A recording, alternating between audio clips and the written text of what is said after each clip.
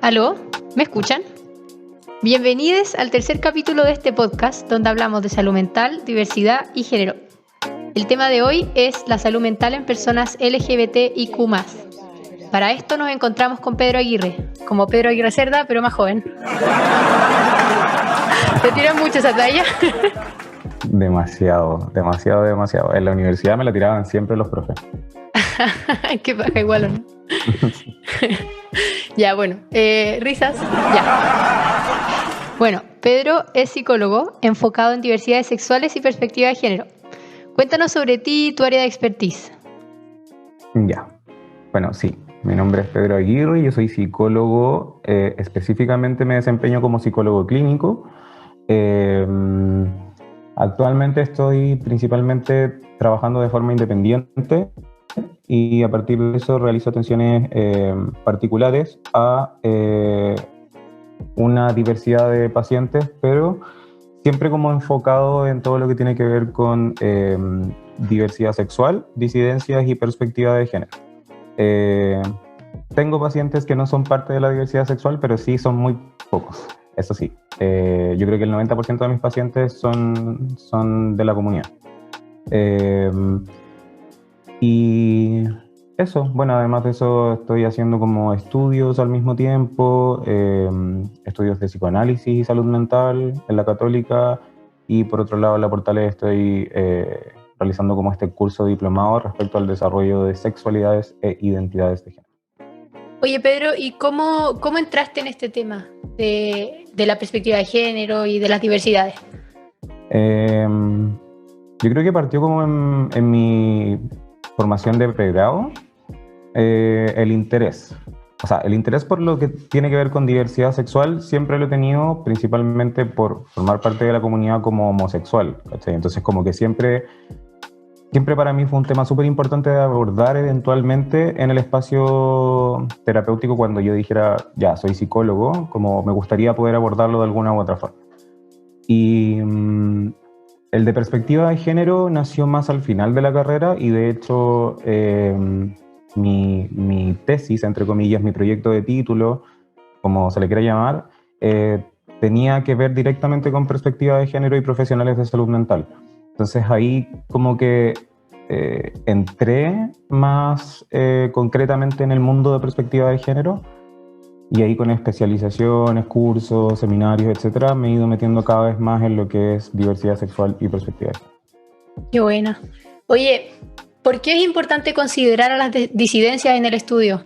Porque, claro, la psicología, por lo general, es un campo del que yo creo, quizás tú me puedes corregir y tu experiencia ha sido distinta, pero que se aborda muchas veces desde la homogeneidad y no se considera mucho la diferencia, no como diferencias en el tema de excluir las diferencias, sino que sea más integrativo a toda clase de diversidades. Sí, no, sí, yo también considero que es así. Y de hecho yo creo que también esas otras de mis motivaciones, como respondiendo un poco más la pregunta anterior, de por qué yo me metí en esta área, porque creo que es una comunidad que está relativamente invisibilizada, con el tiempo se ha visibilizado más, en especial en el último par de años, pero aún así creo que la salud mental con disidencias y diversidades es demasiado necesario considerando las disparidades en salud mental que existen al respecto. O sea, las personas que pertenecemos a la comunidad LGBT, lamentablemente tenemos como por ejemplo 3 veces más probabilidad de tener ansiedad y depresión que una persona que no pertenece a la comunidad. Al mismo tiempo hay mayores ideaciones suicidas e intentos de suicidio, mayores suicidios también en adolescentes. Entonces es como, yo creo que es un tema extremadamente relevante y relativamente poco visibilizado. En ese sentido, ¿tú crees que exista cierta patriarcalidad en el estudio clínico? Sí, sí o sí. Sí, 100%. Yo creo que como todo lo que tiene que ver con patriarcado, heteronorma, y esta sociedad machista lamentablemente se traduce también al espacio psicoterapéutico. Y ahí, bueno, como tampoco es como yo creo entrar a culpar a los profesionales de salud mental necesariamente, pero sí tiene que ver con un tema contextual y sociocultural súper importante, y lamentablemente eso impacta directamente en la formación de nosotros como profesionales. Entonces, por ejemplo, y aquí te doy el ejemplo de mi experiencia universitaria, a mí en ningún momento me pasaron esto, ¿cachai? O sea, nunca se vio nada relacionado con diversidad sexual ni perspectiva de género en mi formación universitaria. Excepto en ciertos como electivos, donde yo ahí como que me fui por ese lado. Pero si te das cuenta, las formaciones universitarias, al menos en Chile, no incluyen una perspectiva de género y tampoco diversidad sexual en sus mallas curriculares. Entonces, Claro, y ahí uno también podría decir que ser parte de las diversidades sexuales no es una elección. Entonces, ¿por qué el estudio de su singularidad debería ser un electivo? ¿Me entendí? claro, sí, debería estar incluido también como dentro de ciertos, no sé, como en un ramo específico que haya alguna parte donde se trate algo relacionado con diversidad. Como lo máximo que me pasaron de diversidad fue, no sé, como en psicología evolutiva de adulto, y es como cuando el adulto se da cuenta de su homosexualidad. Solamente de eso, como homosexualidad, ¿cachai? Pero más allá de eso nunca vi nada relacionado con diversidad. Claro. He estado leyendo que hay todo un tema en torno a la patologización de las diversidades sexuales y eso me calza caleta con lo que me estáis diciendo, que lo único que te enseñaron fue la homosexualidad y supongo que no precisamente desde la normalidad, sino que como un comportamiento que se sale de la norma y también considerando que hasta hace no tanto tiempo la homosexualidad aún se estudiaba como una patología. Claro, sí. Tengo la suerte de que no me lo pasaron como patología, pero sí como fuera de la norma. ¿Cachai? Porque claro, hablamos como de estas crisis en la vida que son normativas y no normativas, y la homosexualidad en sí, cuando me lo pasaron en ese ramo, me acuerdo, era como una crisis no normativa, porque no es como en el común de la gente vivir ese proceso de darte cuenta de tu sexualidad, lo que encuentro ahora absurdo, porque yo creo que todos vivimos un proceso de darnos cuenta de nuestra sexualidad, solamente que a veces está un poco más implícito y otras veces más explícito, ¿no? ¿Y qué involucra que sea una crisis? Como una crisis en el sentido de que permite, es como un evento particular en la vida que causa como un impacto y que al mismo tiempo permite que se generen cambios. Entonces por eso están las crisis normativas y no normativas, y donde las normativas serían como, no sé, cuando los hijos se van de la casa, el matrimonio, el salir del colegio, el entrar a la universidad, como relativamente normativas, son normas, pero las no normativas es como la muerte de un familiar por una enfermedad terminal, ¿cachai? Y dentro de eso se incluía también el tema de la homosexualidad, que igual es heavy como compararlo con cosas que son tan inesperadas, entre comillas, porque en realidad así como inesperado, no creo que lo sea. Claro. Oye, y tú, desde tu perspectiva propia, ¿crees que la homosexualidad o, bueno, cualquier diferencia sea una crisis? Sí, pero en el sentido, yo creo que en el sentido no patologizado. Ya, Y claro. yo creo que es que ahí voy, como al tema que te decía antes, yo creo que es algo normativo más que no normativo, porque yo tengo la perspectiva de que la sexualidad es un proceso de descubrimiento constante. Y así como yo ahora, por ejemplo, tengo 27 y todavía me planteo y replanteo aspectos de mi sexualidad y no creo que eso esté mal. Cuando tenga 40 quizás me siga replanteando otras cosas, 50, 60. Como que siempre va a haber un replanteamiento de la sexualidad del ámbito en que tú lo quieras ver, pero siempre va a estar. Entonces yo creo que es algo completamente normal, pero sí es una crisis en el sentido de que te permite generar cambios en tu vida. ¿Cachai? Claro. En ese proceso de, no voy a decir de definirse, pero de encontrarse con la propia sexualidad, ¿cómo afecta todos estos estigmas sociales, todas estas, bueno, más que estigmas, todas estas como preconcepciones que existen en torno a la sexualidad correcta y la sexualidad incorrecta y a la opresión también que hay por parte de la sociedad? Un montón. Afecta demasiado, demasiado, demasiado.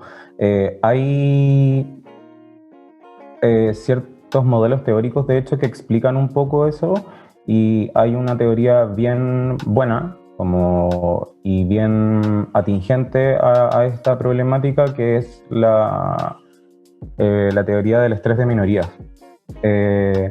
Y cómo las minorías, entre comillas, de la diversidad sexual y de las disidencias, sufren mayores consecuencias dentro de este proceso de descubrimiento, de aceptación, etcétera, precisamente por los estigmas sociales, los prejuicios, la discriminación,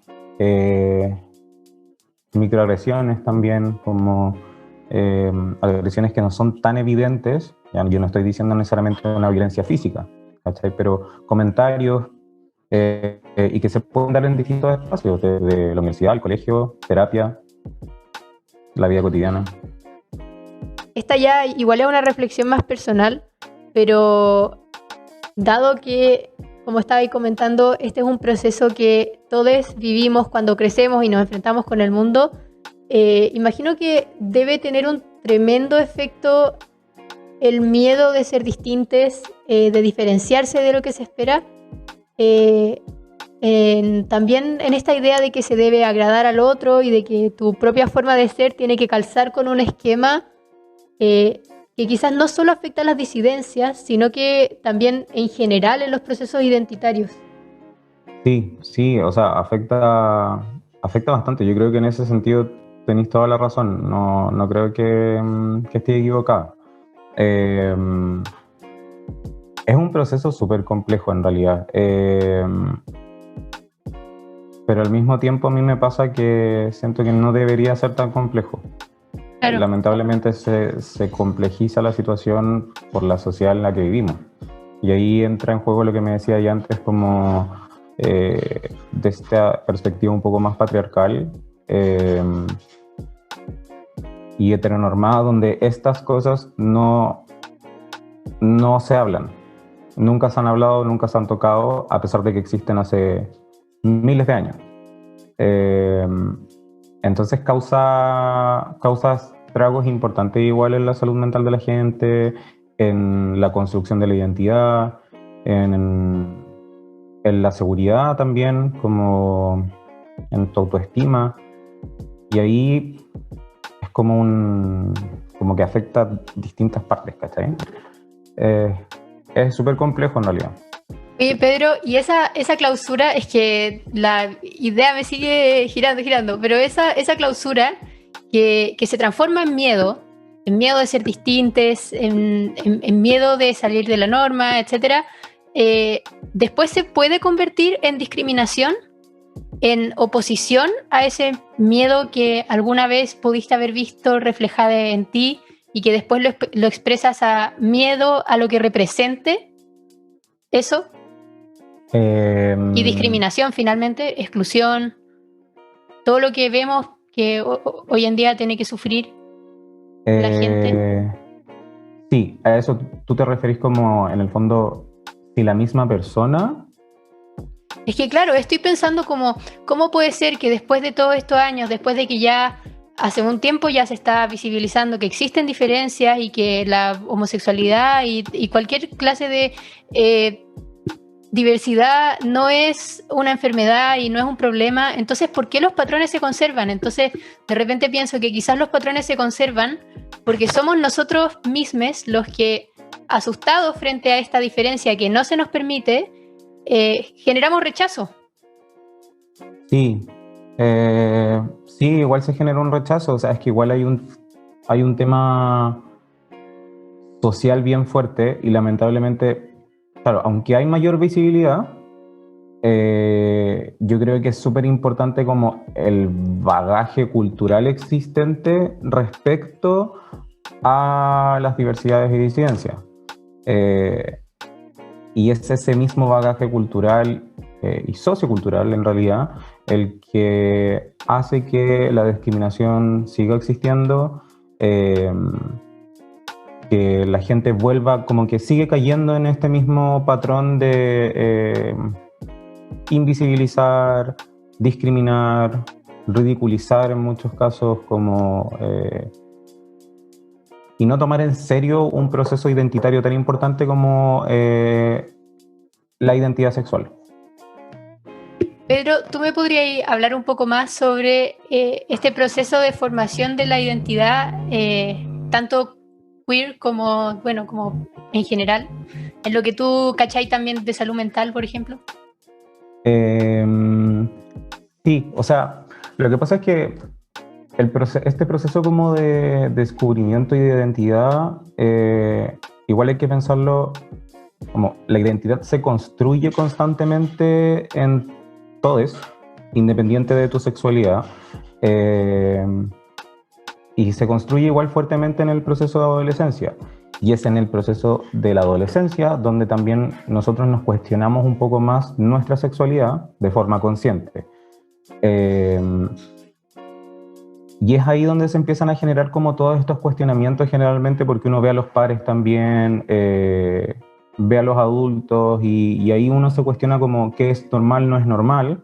Y lo que pasa aquí como específicamente en las identidades diversas, como que escapan de la heteronorma, es que empiezan estos cuestionamientos que muchas veces también pueden ser culposos, considerando que también somos una sociedad, ya no tanto, pero somos una sociedad relativamente católica, y este es un país que tenía como una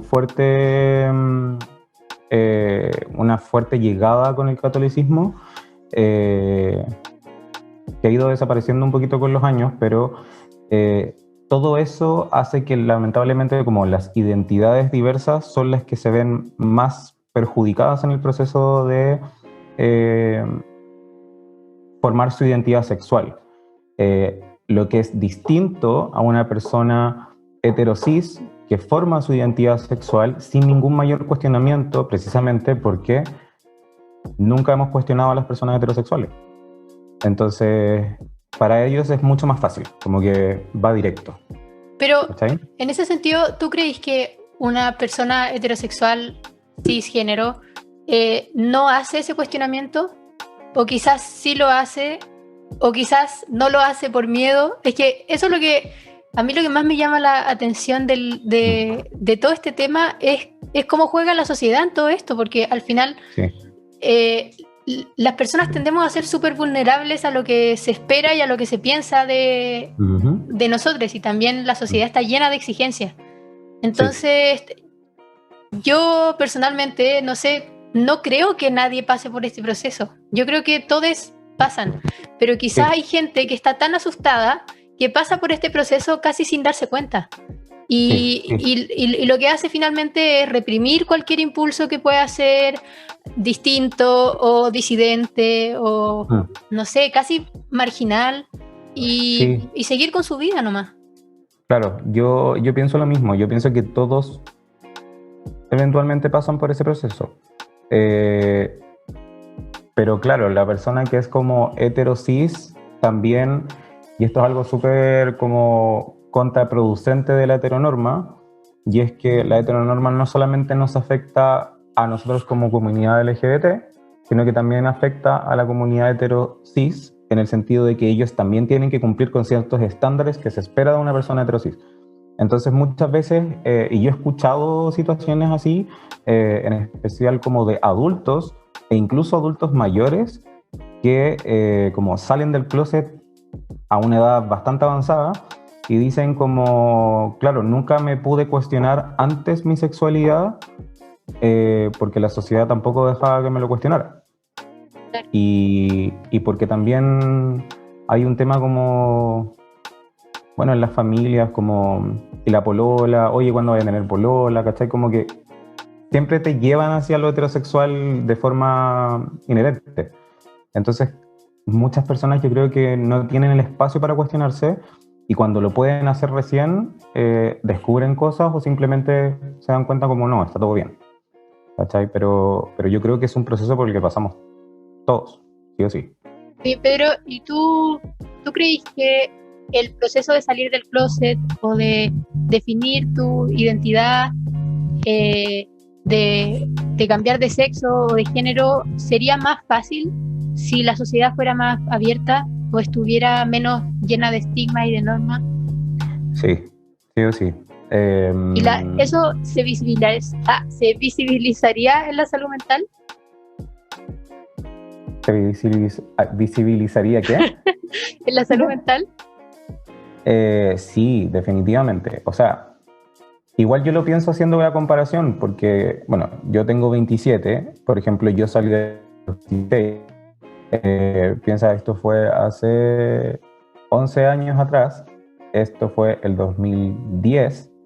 El 2010 las cosas eran muy distintas a como son ahora en el 2021. Para mí fue difícil salir como homosexual porque aún no se hablaba tanto de la homosexualidad como tan abiertamente. Pero yo lo comparo a la actualidad con adolescentes, por ejemplo, o personas que están ya saliendo de la adolescencia y entrando a la adultez, que son de otra generación, y ellos, claro, tienen como un poquito más de facilidad en eso. ¿Cachai? Es menos difícil salir del closet, es menos mal visto ser homosexual, lesbiana, bisexual, pero aún nos queda como la otra pata, ¿cachai? Que son las personas trans, las personas no binarias, las personas de género fluido, que eso sí se está empezando a hablar recién, y yo creo que ellos son los que sufren las consecuencias más grandes de cómo es la sociedad actualmente, que es como lo que sufríamos antes también como homosexuales, ¿cachai? Entonces yo creo que la sociedad influye mucho en que los procesos sean más fáciles o más difíciles y por lo tanto también impactan en la salud mental. O sea, menos patología, menos estrés, menos discriminación, menos ansiedad, menos depresión. Pero lamentablemente no es tan fácil. Oye, ¿y estas estructuras sociales, somos nosotros los jóvenes culpables de mantenerlas? Ya no sé si culpables, pero responsables de mantenerlas. Yo creo que sí, igual hay parte como de responsabilidad en los jóvenes, sí o sí. Pero yo siento que igual hay una generación pasada a Y nosotros es por una que formación también, ¿no? sí, que está desapareciendo ya. Como yo siento que es la generación de nuestros abuelos, es la generación como más conservadora, ya de nuestros papás, como que queda algo de esa idea más conservadora, pero es la generación como de los 30 hacia abajo la que recién está generando, yo creo, este cambio en el pensamiento. Pero yo creo que somos todos responsables de mantenerla o cambiarla. ¿Y qué tan cerca o tan lejos tú crees que estamos de una integración total? Yo creo que falta mucho. Yeah. Falta harto, pero igual soy optimista de que eventualmente esté como todo tan normalizado y que todo se hable. Pero faltan cosas súper importantes como una ley de educación sexual integral, por ejemplo, que no existe. Y lamentablemente si no existe, nunca se va a hablar en un espacio escolar. Y si no se habla en un espacio escolar, no va a haber un cambio para la generación que sigue, y así, y así, y así. ¿Cachai? Entonces, faltan bases que son súper importantes para la aceptación. Y que lamentablemente, bueno, se votó por una ley de educación sexual integral hace un par de años atrás y se rechazó la ley de parte de los partidos más conservadores, porque decían que los niños no se les podía enseñar esas cosas. Igual encuentro que eso dice caleta de la perspectiva que se tiene en... Quizás es más de las generaciones anteriores que de la nuestra, pero hay un claro sesgo. Y sí, quizás tiene que ver con el mismo miedo que estábamos hablando antes, po. Sí, hay un miedo ahí a la base. Y bueno, ahí también entra todo como ese cuestionamiento que siempre ha existido respecto, por ejemplo, a la homofobia, transfobia, etcétera, como de que aparentemente serían personas que están reteniendo mucho de ellos mismos y por lo tanto se expresa a partir de este rechazo hacia el que es diferente, entre comillas.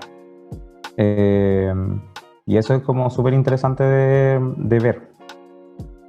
Oye, Pedro, y ya si es que hablamos en contexto de Chile, también quería comentarles a los auditores y que, bueno, buscando información sobre el tema, encontré cifras que me parecieron súper impactantes.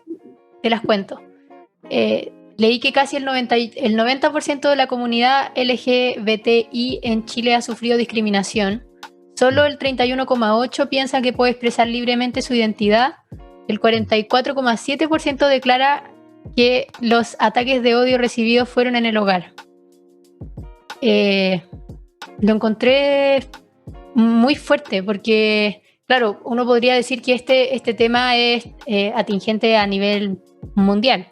Pero aquí en Chile también tenemos, como decías tú, nuestro bagaje, nuestra herencia cristiana, católica, evangélica también, bueno, llamémosla religiosa, y hay una cultura súper discriminatoria.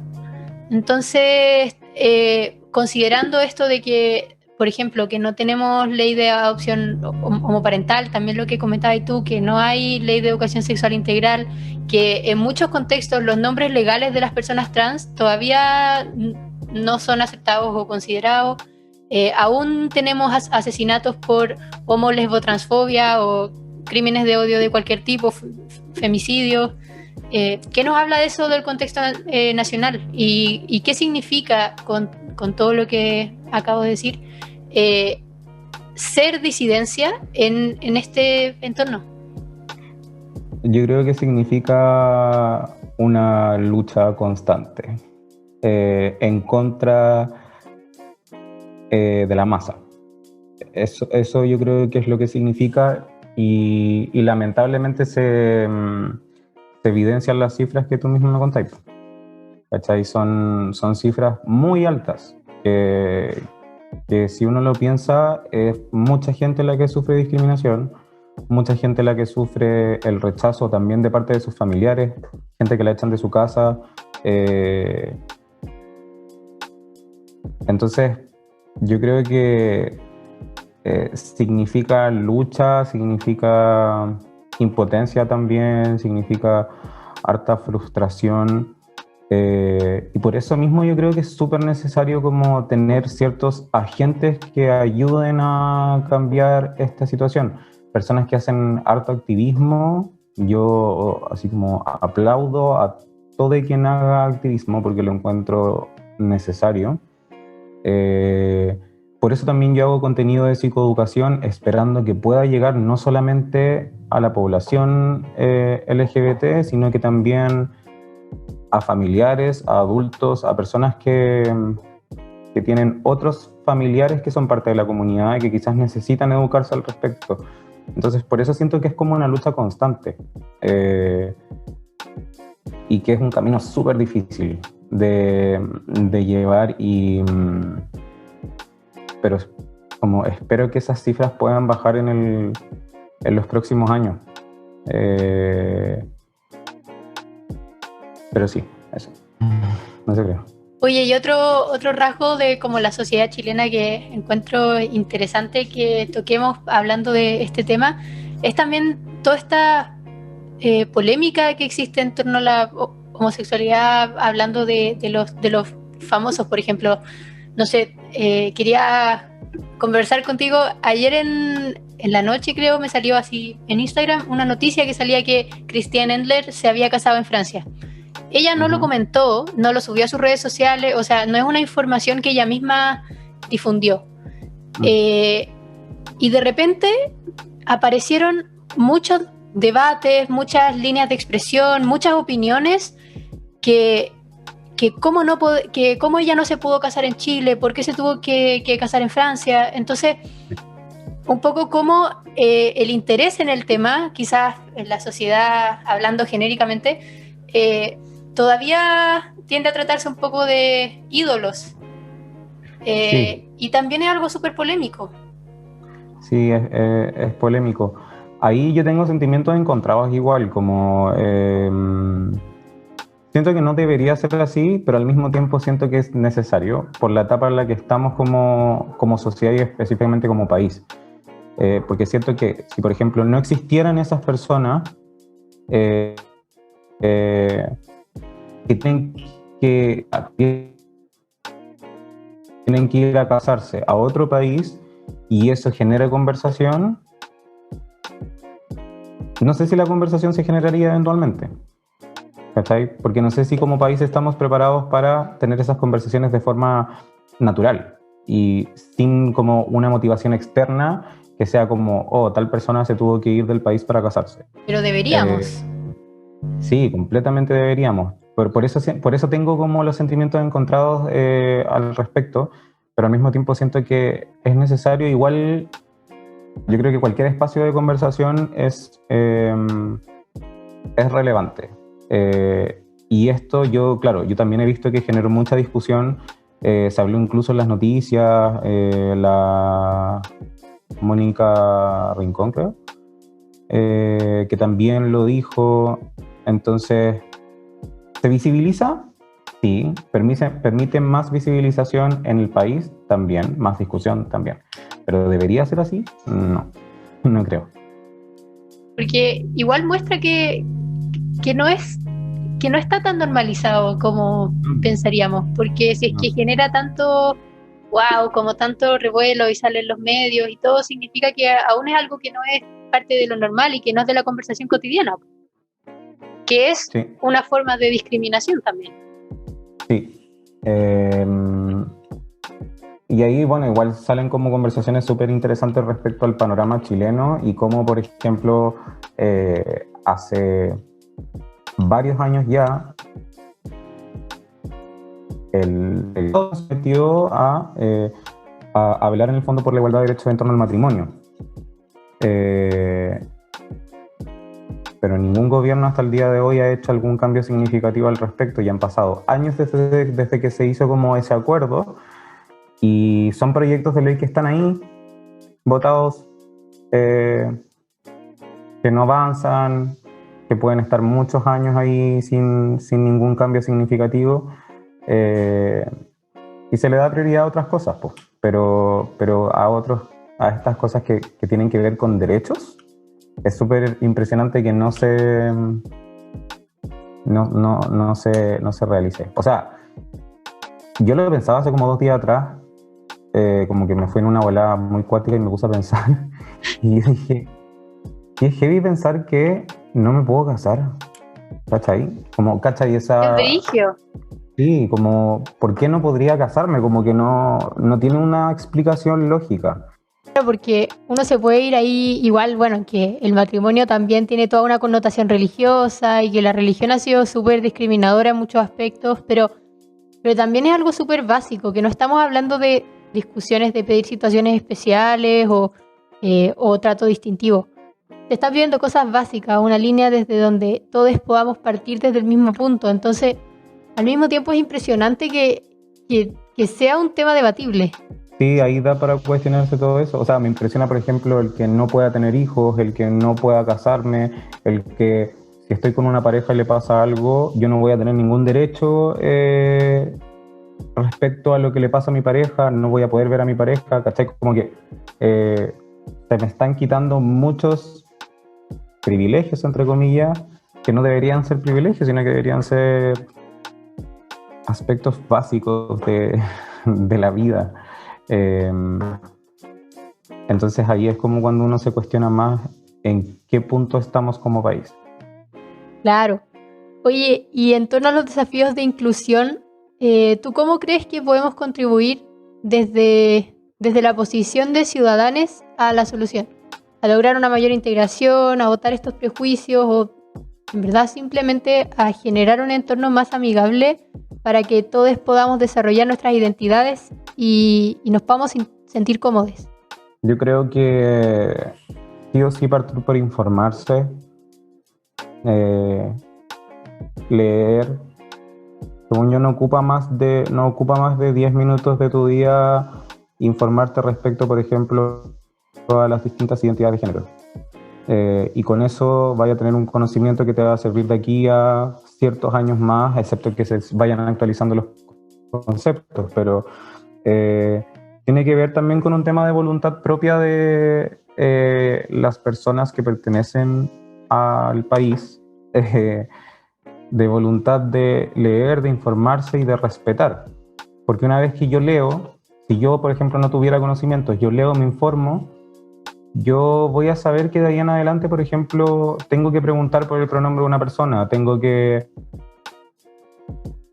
no tengo que asumir el género del otro. ¿Cachai? Ahí entiendo que la homosexualidad, la bisexualidad, la pansexualidad o las personas trans no son personas que sufren de una patología. Y ahí yo creo que se genera como un poco más de apertura y de inclusión a la comunidad a partir del conocimiento, que es lo que más falta, yo creo. Y ahí, bueno, también le echo la culpa a que no exista una ley de educación sexual integral, y a eso como que soy súper duro con el tema, pero de verdad encuentro que es impresionante que no exista educación sexual. Constituyentes, si nos escuchan, queremos ley de educación sexual integral. Sí, no, yo tengo fe de que es algo que podría estar incluido en la Constitución. O sea, ojalá que sea una instancia de cambio. Yo, la verdad es que tengo harta fe. Espero que pasen cosas buenas y que... Yo también. Bueno, al final los cambios tienden a ser buenos. Sí. Pedro, ha sido realmente muy rico conversar contigo. Disfruté mucho la conversación. Estoy segura que nuestros oyentes también. Y no sé si te gustaría ocupar el espacio para decir algo más. No, o sea, más que nada, dos cosas. Yo creo que, por un lado, como agradecer completamente la invitación. ¿Y por qué doy las gracias por la invitación? Es principalmente porque me gusta hablar de estos temas y visibilizar estos temas. Y cualquier espacio de conversación es bien recibido respecto a lo que tiene que ver con diversidad, disidencias y la situación también país en la que nos encontramos, porque son temas poco hablados. Entonces, yo creo que esto lo escuche una persona, lo escuchen 1000 personas, va a ayudar un montón, por ejemplo, a alguien que se encuentre un poco perdido quizás con respecto a sí mismo, o alguien que quiera saber un poco más del tema, ¿cachai? Entonces yo creo que son espacios muy, muy necesarios y por eso también les doy las gracias a ustedes por la invitación. De nada. Bueno, y nos despedimos también de todos quienes nos escucharon. Recuerden seguir a Pedro en Instagram, que tiene un montón de publicaciones interesantísimas sobre salud mental y diversidad. Es ps.pedroaguirre. No olviden seguirnos a nosotros en nuestras cuentas de Alegro Media SM en Instagram, y también tenemos Facebook y página web donde podrán encontrar este y otros podcasts. Muchas gracias por sintonizar y nos vemos la próxima semana.